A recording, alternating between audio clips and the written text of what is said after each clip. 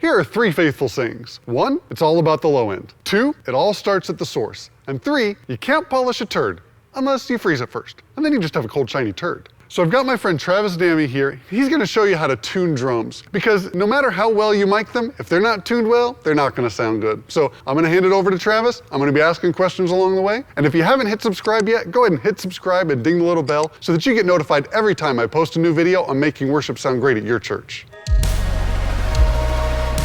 When approaching tuning drums, I have 3 things that I want to keep in mind. The first thing is I want to have a goal or a reference point for what good drum sound is.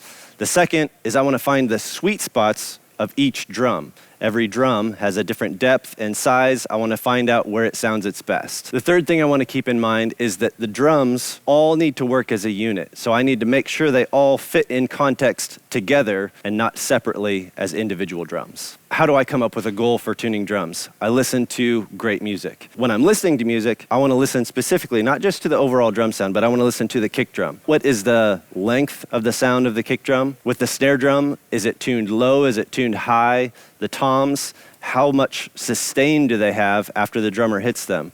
All those things go into me deciding what good drum sound is and what my goal is for what I want to sound like. Coming up with a goal for the sound of the drums is something that you should work out with the sound tech. If you're the drummer, you should speak with your sound tech. If you're the sound tech, you need to communicate with your drummer to make sure that your goal, they line up. And then if they don't line up, you need to figure out how to compromise. So the second thing to keep in mind is you want to know the tuning range of a drum. I like to find the sweet spots of the drum. What that means is I want to find the highest tuning where the drum still sounds good and the lowest tuning where the drum still sounds good. And in between there's going to be different places where the drum and the heads really want to resonate together. How I think about it, it's a little bit ambiguous, but when I hit the drum, it feels good under my hand and it moves air. Things change a little bit depending on your context. I usually am in a context where I have microphones on the drums. So the sweet spot is going to be determined a little bit by how that microphone hears it when it's just 2, 3, 4 inches away from the head. If you're in a context where you're not using mics, you need to listen to how that drum sounds in the room and make sure that it sounds good, not just at the source, but that it fills the room in the way that you and your sound engineer want it to. Some of the tools that I like to have with me before I start is, of course, drum keys. If the drummer doesn't have one, sound tech, you should have one. Drummers, if this is you watching this, you need to have a drum key. Don't be like the guitar player who shows up without a pick. The other thing that I like to have is I like to have some kind of screwdriver. I carry a multi-tool with me everywhere. There's screws inside the drum. Sometimes they come loose, and there's one floating in the kick drum currently. I want to have a screwdriver so that I can make sure everything's tight inside the drum. I'm going to start with the kick drum. What I like to do with all the drums is I like to start with the resonant head. When I'm tuning the resonant head, I'm mostly paying attention to pitch and tone. With the kick drum, I'm not too worried about pitch because I put pillows inside it to dampen it. I'm going to give you some quick ideas for how to get a good rock, pop, kind of worship kick drum sound fairly quick and easy. The first thing I do is I make sure that the head is going straight down onto the drum. I don't want the hoop to be tilted one way or the other. How I do that is when I put the head on, I put it on, put the hoop on, and then I take everything down to finger tight. Once everything's down to finger tight on the kick drum, usually what I do is I push down in the middle and I look for wrinkles around the head. On this drum, in the lighting that I have a couple wrinkles over here, a couple wrinkles over here. I watched a guy in a drum store do this for me before I bought a drum set one time, and I love it for tuning a kick drum fast. Push down on the hoop, give it a little spin. Those are the kind of the area where I had the wrinkles before. Wrinkles are gone. Still has some wrinkles over here. Push down on the hoop, give it a little spin.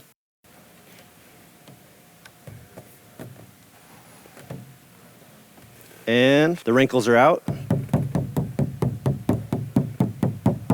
I don't hear anything on the drum that sounds off. On a kick drum, because we're doing a lot of dampening inside, I don't have to worry quite as much about pitch. So I'm gonna leave this there for a starting point and switch to the top head.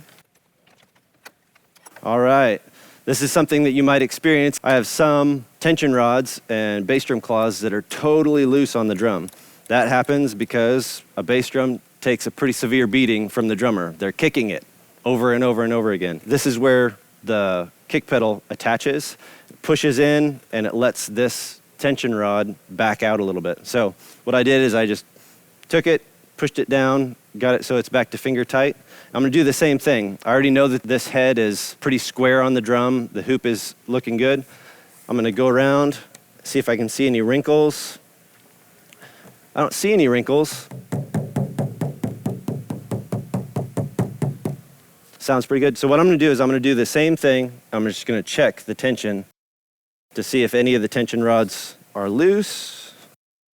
All of them are feeling pretty good. I'm gonna get this one a little bit tighter so it's closer to where these are. What I was doing when I was doing that is going around and I'm feeling the tension at each one. Each one I was able to turn it just a little bit, but I'm making sure that hopefully the tension is even all the way around. I don't want to minimize the importance of the kick drum, but you can get away with quite a bit because of the dampening that you're putting on the drum. All right, let's move to the floor tom. I have my drum throne here. I can put the drum on it and it minimizes the resonance of one head so I can focus on the other head. Something I'm gonna do is I'm gonna go ahead and take this head all the way off for you. Notice I'm using 2 drum keys. This does a couple things for me. It helps me move a little bit faster, but the other thing that it does is it helps me have even tension. When I start putting the head back on, I'm gonna be able to work on both sides of the head so that I can take the hoop straight down onto the drum a little bit easier. If I only have 1 drum key, what a lot of people will recommend is using a star pattern. If you didn't do a star pattern or you didn't have 2 drum keys and you just started going one by one, the hoop is gonna start pulling this way. It's gonna give you uneven tension on the head. There's some forgiveness with certain drums, but let's just put it this way. Best practices would be to have the hoop to go straight down on the head and straight down on the drum.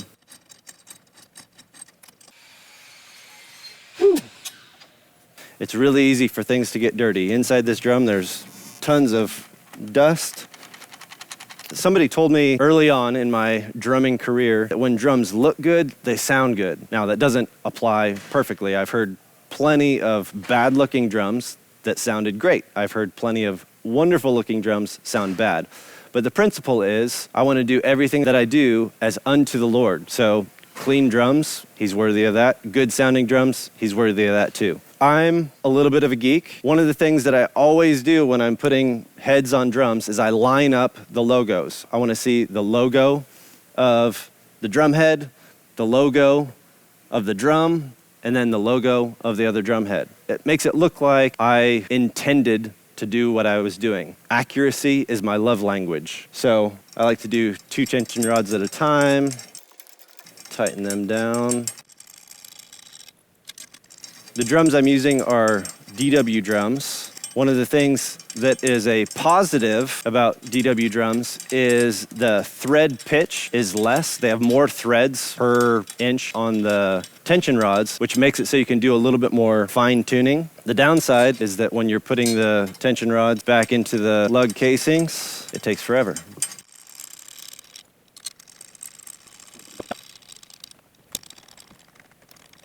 While I'm doing this, I'm using 2 drum keys at the same time, and I'm being pretty careful about the tension I'm using as I'm going down on the drum. Now, I have quite a bit of experience tuning drums, and I've tried to fine-tune my fingers and their ability to feel the tension on the head. If you're right-handed, it'll probably be easier for you to feel the tension with your right hand. If you're left-handed, maybe with your left hand. If you're a drummer, I encourage you, tune your drums at least every month and start getting used to what the tension feels like on the drum. Figure out the tuning range where your drum sounds the best. Experiment. The time that you spend doing that is going to pay dividends in your ability to get the drums sounding good or better faster. So what a lot of drummers will say is when you first start tuning the drums, you do finger tight. With these drum keys, they have a little knob on top, so I call it glorified finger tight because I can get it a little bit tighter than if I was just using my fingers on the tension rods. So I have everything about the same tension. I have the drum sitting on my drum throne to dampen the batter head, and I'm gonna tap the drum to see where the pitch is around the drum. And I want it to be fairly close.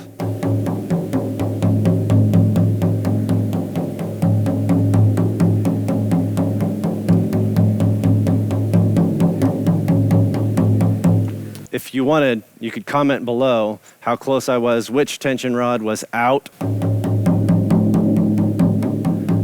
From my ear, this one sounds the most out. Now, the distance I am from the drum changes things, how the mic hears it changes things. Sometimes I'll tune drums, get into wherever I'm playing, put the drum under the mic, and how I tuned it, I thought I had it perfect at home, put it under the microphone, and it sounds different. And the microphone will hear those pitches a little bit different. So I'm gonna go up just a little bit with this one.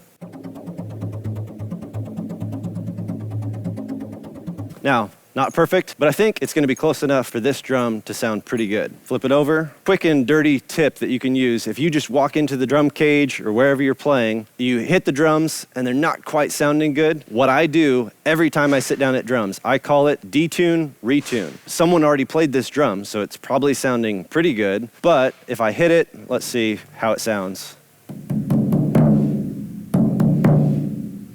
It sounds pretty good. I take one drum key, I detune it, and I retune it, and I feel the tension as I'm going up. I'm gonna go across the drum. And I'm gonna try and get even tension around the drum. If there was a tension rod that had a little bit more tension or the pitch on the drum head was a little bit lower, I took it up. If it was higher, what I don't wanna do is take it down and then leave it there. What I wanna do is take it down and then take it back up. So I finish with tension going up on the tension rod. Now I want to hear how this sounds.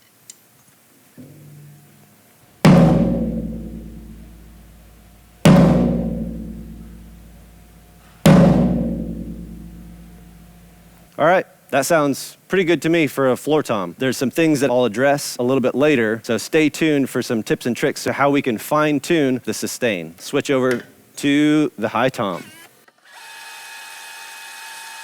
All right, so I want to talk a little bit about sweet spot as we're working on the 12-inch tom. There's a couple different pitches going on with this drum head on this drum. What I'm going to do is I'm going to address that, and the other thing that I'm hearing as I'm doing it is it sounds like it's not quite working with the drum. We'll have to test that with everything going at the same time, but I'm going to try and find a pitch that sounds like it wants to sing with this drum head on this drum. So I hear this one higher than this one's lower. This one, if we go across, usually they're going to be about the same, and then this one's actually lower than this one, so I'm going to try and address this. And I think for this, I'm going to go down with these two.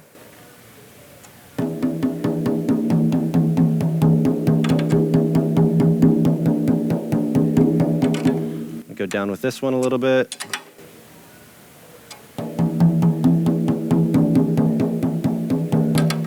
Now I'm going to go up.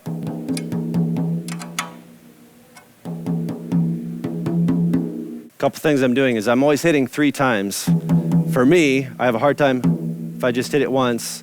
Sometimes I don't get a good hit. I don't hear the pitch very well. If I do 3 notes, I can hear the pitch a little bit better.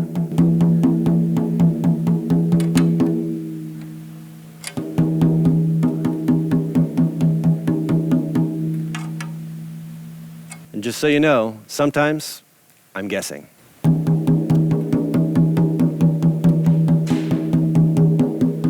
All right, so now that sounds like it's much better in tune with itself. The other thing is I was kind of gambling a little bit with going down with some of those because I felt like going down was going to help it resonate with the drum a little bit better.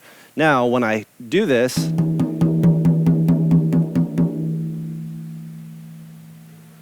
the sustain of the drum goes a lot longer. That means the head is working with the drum a little bit better and that the head is in tune with itself. I'm gonna flip it over, work on the top head a little bit, and then we're gonna see if where we ended up is a sweet spot for the drum, and then see if there's ways that we can adjust that. Actually, what I'm gonna do, I'm gonna start with detune, retune.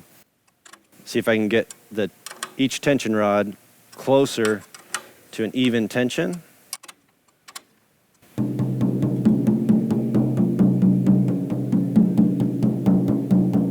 So these two really want to be higher, but the feeling of tension is about the same all around. I'm going to see if I can get the pitch closer to the same.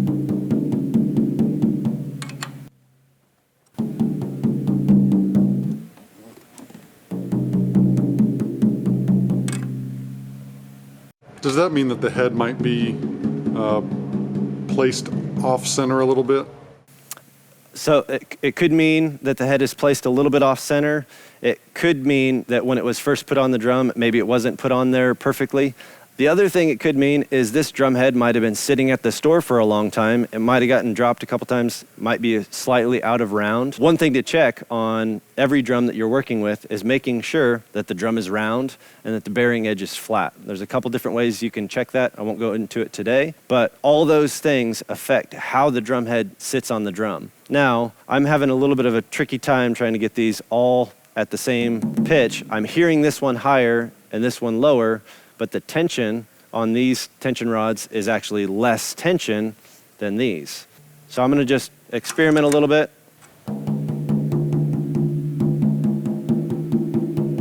So I took this one up, and that takes everything up at the same time. So it's not as simple as, oh, this one's low, I take it up to the pitch of the other ones, and now we're good to go. Because when I take this one up, it takes up all the other ones. Little trick that you can use to isolate each tension rod a little bit, put your finger lightly in the middle of the drum. And I'm nullifying the sound of the drum across the drum a little bit so that I can focus the sound a little bit more at each tension rod.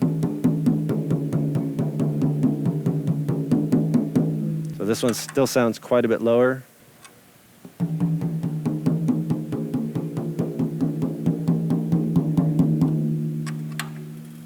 Yeah, these are higher and these ones tend to be lower.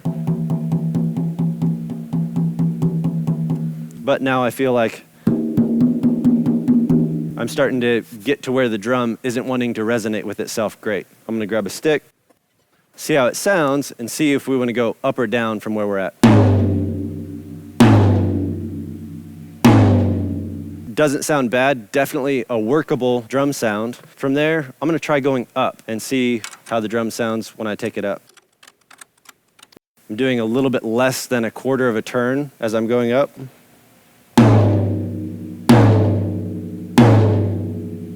Now what I hear when I hit that one is the drum sounds like it's choking a little bit like it's drowning. So I'm gonna go down and see if we can get this drum to sing.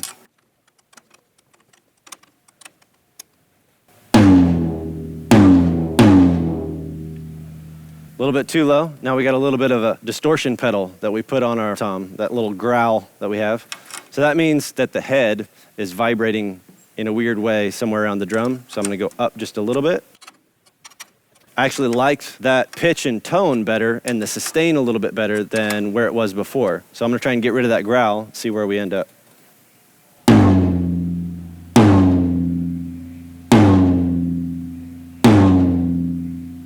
That sounded pretty good. There's a little bit of an aftertaste that I'm not thrilled about, but like the floor tom, I'm gonna show you some different ways that we can adjust that just a little bit. And it's actually the way that with these drums, every Sunday when I play, I always end up doing this little trick.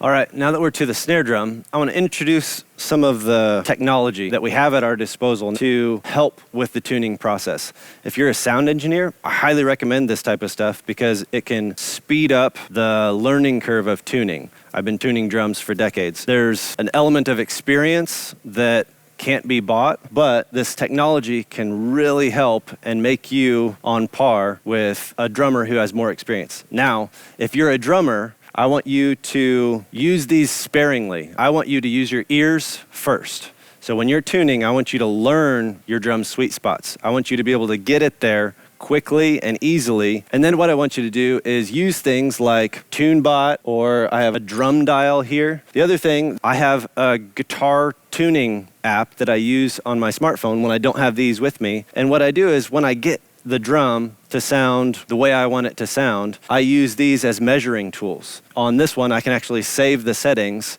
for where my snare drum sounds best under the microphones that I use. I'm using these at the end to give me empirical data on my drums so that if I don't have the luxury of tuning and being able to hit my drums to really make sure they sound good, and I have to do it quietly, I can use tools like this to tune in a quiet environment and get my drums so they sound great the first time I hit them. So for the snare drum, the kick and the snare in a lot of music are king.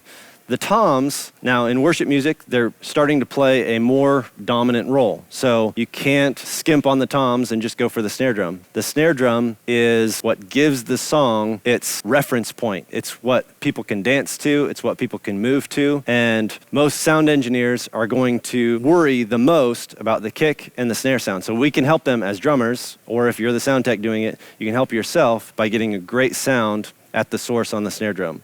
I always tune the bottom first. I tune the bottom for pitch and tone, like I said. On the top, I'm going for pitch and tone, but I'm also going for feel. When I hit the drum, I want it to feel a certain way under my hands. Snare drum has evolved a lot for me over the years. I used to have it really tight so that I could get tons of rebound. I could do all kinds of rolls and fancy stuff on the snare drum. The sound of worship drumming has changed a lot in the last decade, and now I have a drum that's tuned really low and it has that same kind of pillowy sound. My hand stays in the drum for a second when I hit it. I'm gonna start with the bottom head of the snare. A little trick, as you can tell as I'm talking, the snare wires, I have them off, but they're still rattling around. What I do is slide a drumstick underneath there. That's going to hold the snare wires off the head so that I can hear the pitch at the different tension rods around the drum. I'm going to use TuneBot, and I'm going to measure where I'm at on my snare drum. I like the way it's tuned right now, so we're going to see where it is. Use another drumstick.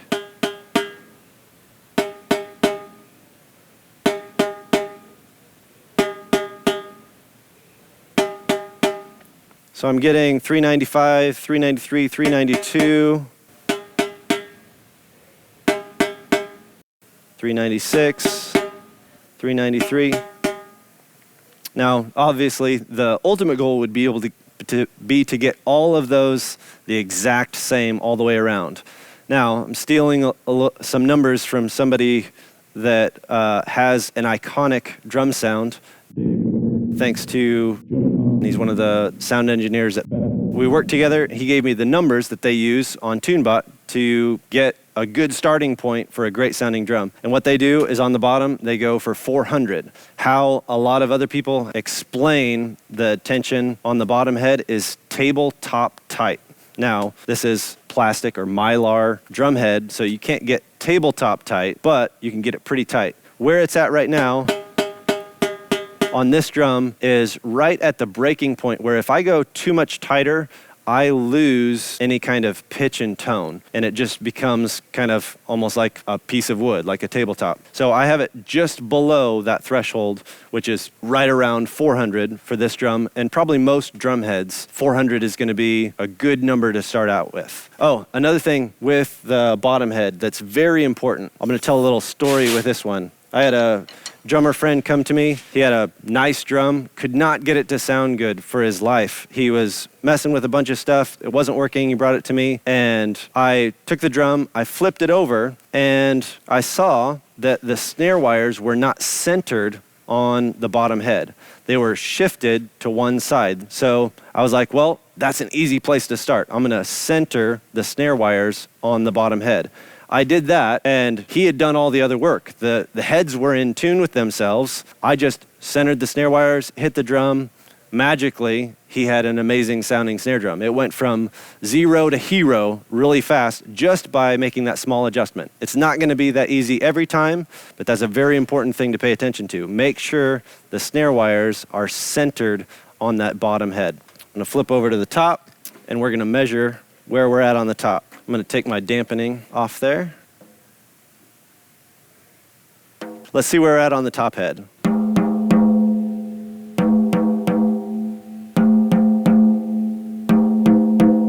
So I'm getting 215 to 218, 216, 215, 216, 212. So not perfectly in tune. I was liking how my drum was sounding, so just kind of measuring to see where it's at. That's what I want drummers to do especially, is you get your drum sounding good, and then you figure out where those numbers are.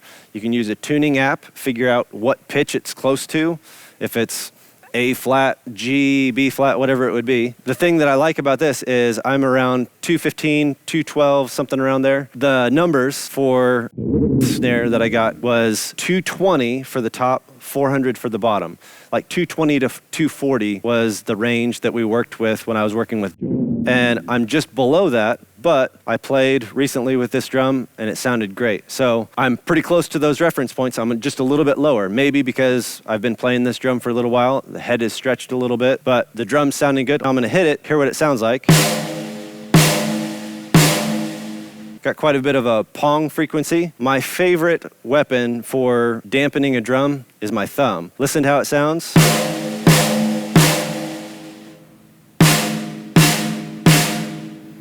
Just lightly putting my thumb on the drum gets me quite a bit closer to the sound that I really want, which brings us to our next topic, which is dampening. Now, there's a bunch of different kinds. I'll start with this one. This one's really popular. This one's the Evans version. It's called an E-ring. I put that on the drum.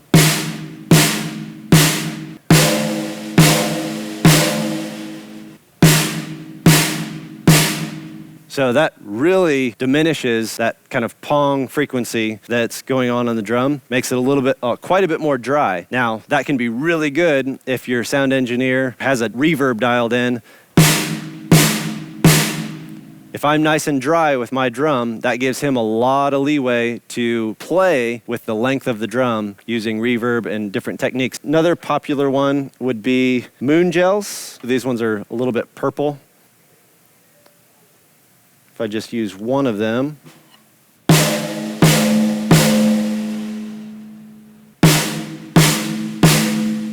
That dampened it very similar to how my thumb did it. When I'm playing, the ones that I use on my drum, I use one moon gel and half a drum dot. Now, the reason why I put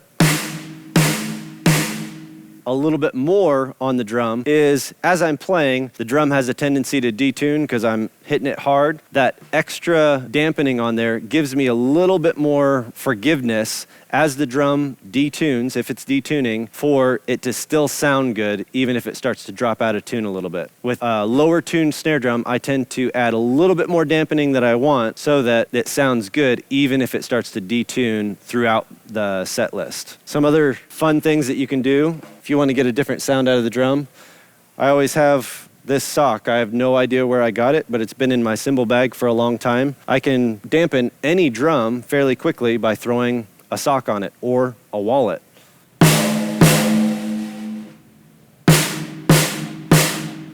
Gives a super dry sound. Can be really cool if you want kind of a verse sound into a chorus sound. Have a sock on it, take the sock off. Another popular one is big fat snare drum.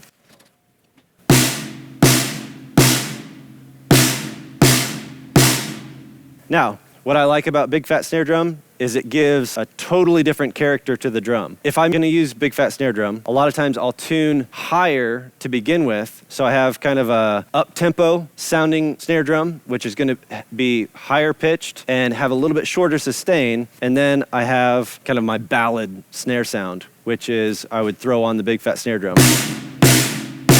Where I have my drum tuned right now, I'm not crazy about the sound with the big fat snare drum, but it works great if I had the snare drum tuned a little bit higher to begin with and then put it on top. I'm gonna go back to my original setup. Something I mentioned earlier is the drums have a tendency to detune as you play them. Something you can use to stay in tune longer. I have these lug locks. The ones I have are made by Pearl. There's a bunch of different kinds. There's a lot of companies coming out with different ones that work great. What it does is it just locks the tension rod in place. The places where I put it is over the places where I'm going to hit the rim of the drum. As I hit the rim of the rim goes down and allows the tension to loosen at each of the tension rods. This holds it in place. and I throw a couple in different places around the drum so that once I find the drum sound that I like, it'll hopefully stay there longer. With the toms, I mentioned that they weren't quite the sound that I would love to have for my final product. What I like to do is I'll put a little bit of dampening on each of those. So I have a drum dot I put there, and the other half of my snare drum dot I'm going to put on this one. And let's hear the difference in sound. It's going to be subtle, but I'm pretty sure your sound tech is going to appreciate it.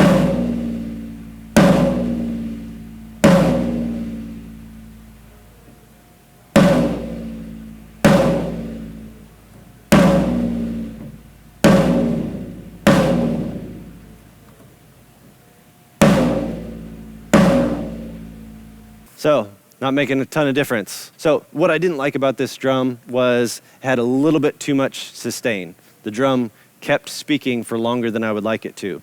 Putting dampening on it can shorten that sustain. So I'm going to try and find the spot where I can limit that sustain to where I want it to be.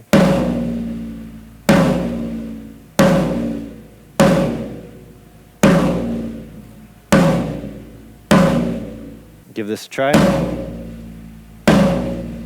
Okay, that didn't make too much difference. So what I'm gonna do is, the drum's in tune pretty good with itself right now. I'm gonna make it so it's not as in tune with itself, so that the drum head and the drum are fighting against each other a little bit, which will hopefully make the sustain go down. Sometimes it makes it go up. We'll see what happens.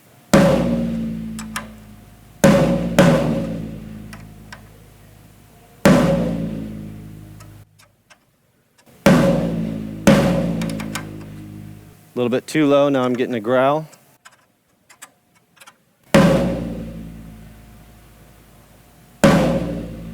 So my primary sound is a little bit better than where it was. Now it's got like sustain that just happens at the end. It's not gonna bother me very much as a drummer. That's something you'll need to work out with the sound engineer. If it has too much, you might want to add more dampening to it so that the sustain is what you want. With a high tom, I want it to have a little bit of a pitch bend. So, that's kind of exaggerated. So it starts with a higher pitch, drops to a lower pitch, and that helps diminish the sustain.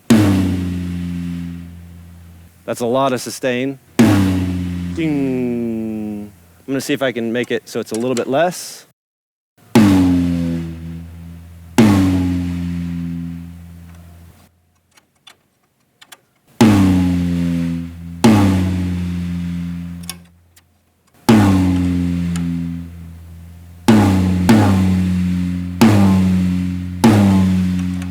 To get it so it has less sustain, I'm having to go up. This plays into the relationship between the top and the bottom head.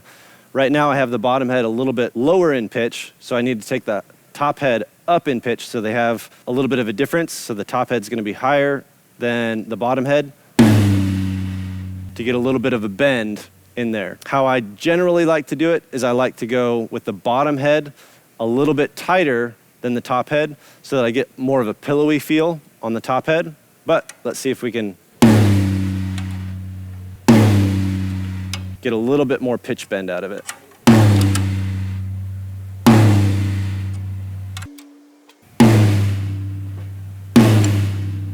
So now it bends off, but it sustains for quite a while. Somewhat what that means is these are high quality drums. They like to sing. So one of the things that I can do is I take 2 cotton balls. You unroll the cotton ball, take the 2 together, and you spread them out together. You can put them in the bottom of a drum, and it limits the resonance of the bottom drum. I especially like that on the floor tom, because what tends to happen is I hit the kick, and I get the floor tom singing to me after I hit the kick. What the cotton ball does is when I hit the drum or I hit the kick, it floats up and gradually dampens the drum, which gives you a very nice sustain. So it's doom, and then it dies. Rather than you hear the drum resonate, because you tuned them well, they tend to sing. So tuning drums perfectly in tune with themselves is not always the best plan, because they can sing way too much.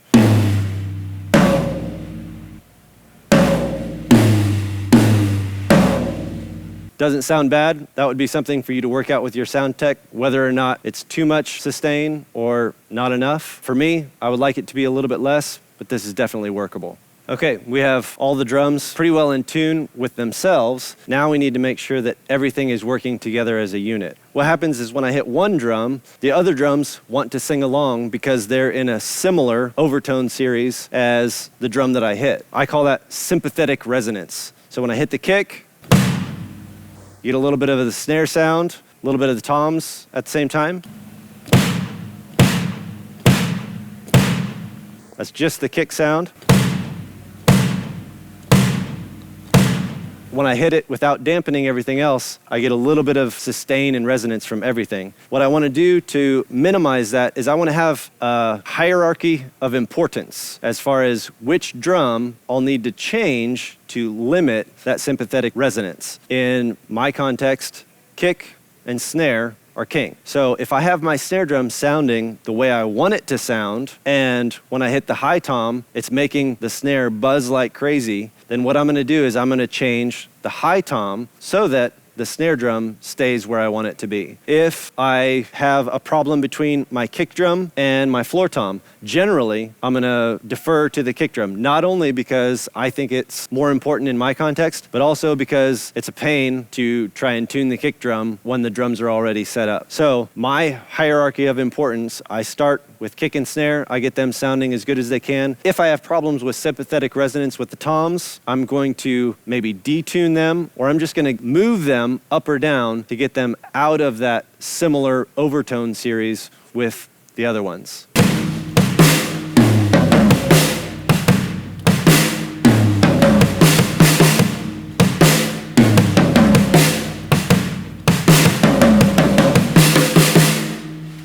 All right, so I hope that was helpful for you. Hope you can get some great drum sounds. Thanks, Travis, for coming in. Be sure to mash the thumbs up if you liked this one. Don't forget to share, subscribe, and ding the little bell to get notified. Pretty soon, we're coming out with drum miking and drum reverb, so you'll want to check that out. And we'll see you back here next time.